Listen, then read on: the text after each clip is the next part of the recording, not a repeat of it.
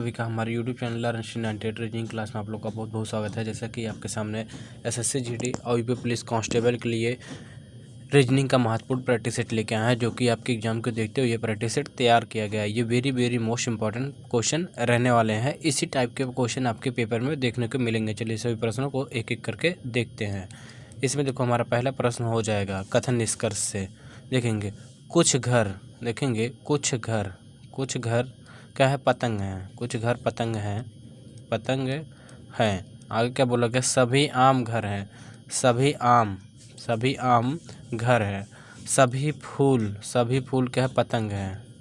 सभी फूल क्या है, पतंग है। अब देखो निष्कर्ष में क्या बोला गया है, कुछ घर फूल हैं। देखेंगे कुछ घर फूल के, देखो घर और फूल के बारे में कोई रिलेशन नहीं बताया गया है, यानी ये गलत हो जाएगा। देखो इसमें क्या आगे क्या बोला गया है, कोई फूल आम नहीं। अब देखो आम और फूल को मना नहीं किया गया, ना तो इसका रिलेशन बताया, ये भी क्या है, गलत हो जाएगा। यानी ऑप्शन ए राइट आंसर हो जाएगा, ना तो निष्कर्ष स्पष्ट और ना ही सेकंड अनुसरण करता है। ऑप्शन ए सही उत्तर हो जाएगा। चलिए नेक्स्ट क्वेश्चन देखेंगे।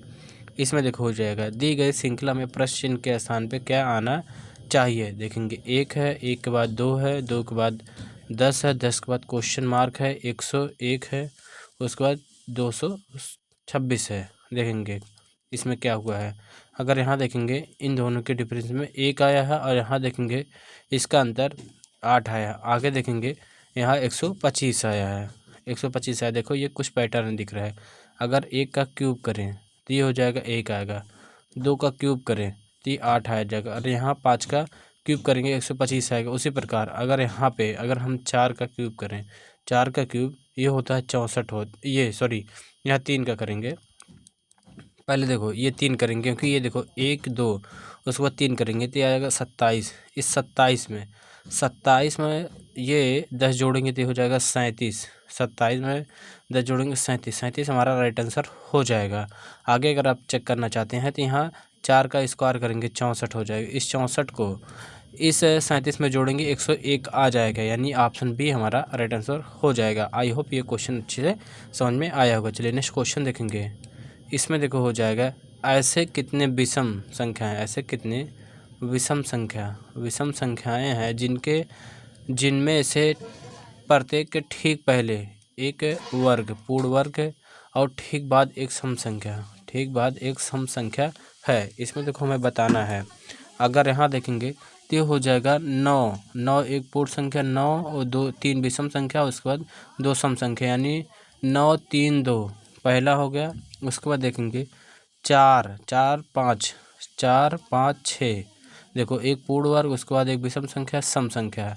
आगे देखेंगे अगर हम देखो यहाँ पे 9 9 4 9 9 4, देखेंगे एक पूर्ण, ये क्या है, पूर्ण वर्ग, एक विषम संख्या है, एक सम संख्या है, ये हुआ।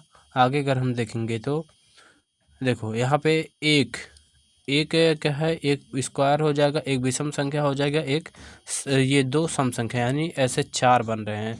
इसमें ऑप्शन दिया है 3 से अधिक, यानी ऑप्शन ए राइट आंसर हो जाएगा। चलिए नेक्स्ट क्वेश्चन देखेंगे। इसमें देखो हो जाएगा, निम्नलिखित समीकरण को संतुलित करने के लिए दो संख्याओं को परस्पर बदलना चाहिए। अगर देखेंगे इसमें इन 2 संख्याओं को परस्पर बदलना चाहिए, देखेंगे तो इसमें ऑप्शन सी को हम चेक करते हैं। देखेंगे जहाँ 7 है वहाँ 14, जहाँ 14 वहाँ 7 रखेंगे। देखेंगे ये हो जाएगा 56 भागे 14, 14 के स्थान पे यहाँ क्या है 7 रखेंगे, क्योंकि 14 को 7 से, उसके बाद क्या हो जाएगा गुणे 3 हो जाएगा, उसके बाद प्लस 7 के स्थान पे ये हो जाएगा 14 गुणे 9 माइनस 15 गुणे 5 प्लस का 28 इक्वल टू हमें क्या है 103 लाना है। देखेंगे 7 8 56, ये 8 आएगा, 8 3 24 हो जाएगा, ये 24 है, प्लस ये हो जाएगा 14 9 126, 14 9 126 माइनस 15 5 75 हो जाएगा, 15 5 75 प्लस 28 हो जाएगा। देखेंगे अगर इसे जोड़ें, ये 24 और ये 28, अगर इन दोनों को जोड़ें तो ये हो जाएगा 52। अब 52 को 126 में जोड़ेंगे तो ये हो जाएगा 178 आ जाएगा। 178 में अगर हम ये 75 को घटाएंगे तो 103 आ जाएगा, यानी ऑप्शन सी हमारा राइट आंसर हो जाएगा। आई होप ये क्वेश्चन अच्छे से समझ में आया होगा। चलिए अगले क्वेश्चन देखेंगे। इसमें देखो यम इतने को एक निश्चित तरीके से इतना से संबंधित है, उसी प्रकार इतने को इतना से संबंधित है। इसी तर्क का पालन करते हुए US1 को दिए गए विकल्पों में से किससे संबंधित है, हमें बताना है। अगर यहाँ देखेंगे 13 से 18 यानी प्लस का 5 हुआ है, प्लस का 5 और देखेंगे ये 18 से 21 हुआ है, प्लस का 3 हुआ है, प्लस का 3। यहाँ पे देखेंगे 9, यहाँ देखेंगे क्या है 9 से 14 हुआ यानी प्लस का 5 हुआ है, 3 से ये 5 हुआ यानी ये क्या है 2 से 5 हुआ यानी 3 हुआ। देखो इसमें प्लस 5 3, इसमें भी क्या है 21 में 5 जोड़ेंगे 26 पे आ जाएगा, जेड हो जाएगा। उसके बाद इसमें 3 ऐड करेंगे क्योंकि इसमें भी 3 ऐड हुआ, इसमें भी 3 देखेंगे। 19 में 3 ऐड करेंगे 22 पे भी हो जाएगा, यानी हो जाएगा ऑप्शन ए, जेड भी ऑप्शन ए राइट आंसर हो जाएगा। चलिए नेक्स्ट क्वेश्चन देखेंगे। इसमें देखो हो जाएगा उस सेट का चयन कीजिए जिसमें संख्याएं उसी प्रकार संबंधित है जैसा कि निम्नलिखित सेटों की संख्याएं संबंधित है। देखेंगे 18, उसके बाद 324 1। अगर देखें इसको कैसे बनाया गया है, अगर हम 18 का स्क्वायर करें और इसमें प्लस ये वाला एक जोड़ दें और इसमें से एक घटा लें। देखो 18 में 324 होता है, 324 और ये एक में से एक जाएगा तो यानी 0 हो जाएगा, तो हो जाएगा 324 हो जाएगा। उसी प्रकार देखो ये दिया गया है 7, उसके बाद 71 है, 71 के बाद 23 है। देखेंगे इस 7 का स्क्वायर करेंगे, 7 का स्क्वायर प्लस एक जैसे यहाँ जोड़े थे यहाँ प्लस 23, अपने तरफ से एक घटा लेंगे, ये हो जाएगा 49 प्लस का ये इसमें से घटेगा, यहाँ से एक घटाएंगे तो ये हो जाएगा 22 और इन दोनों को जोड़ेंगे तो हो जाएगा 71 आ जाएगा। देखो इसमें समझेंगे फिर से, देखो 18 का स्क्वायर करेंगे और इस एक को यहाँ एक जोड़ेंगे, अपने तरफ से एक घटा लेंगे। उसी प्रकार इस 7 का स्क्वायर करेंगे और यहाँ 23 जोड़ेंगे, अपने तरफ से एक घटा लेंगे, तो हो जाएगा 7 आ जाएगा, ये 23 में से एक जाएगा तो ये 22 हो जाएगा। इन दोनों को आपस में ऐड करेंगे तो हो जाएगा 71 आ जाएगा। उसी प्रकार अगर हम देखें 22 का पहला ऑप्शन देखते हैं, 22 का स्क्वायर करें और उसके बाद इसमें प्लस का 22 जोड़ दें और इसमें से एक घटा लें, 22 जोड़ के एक घटा लें।